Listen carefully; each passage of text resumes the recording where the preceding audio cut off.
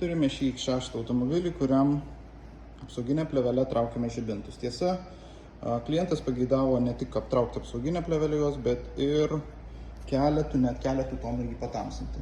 Dažniausiai tamsinimai yra 1 tonu, šiuo atveju klientas pageidavo tamsinti automobilį žibintus 2 ir, kaip matote, skirtumas išties reikšmingas.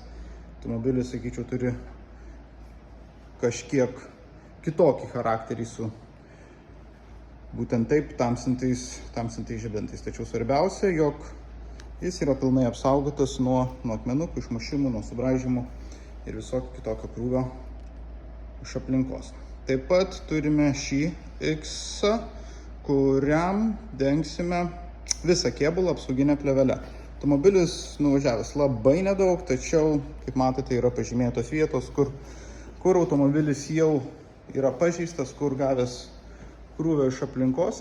Tas vietas mes pasistengsime kaip galima labiau užmaskuoti, pridengti ir tuomet laukia pilnas kėbulo dengimas apsauginė plėvelė.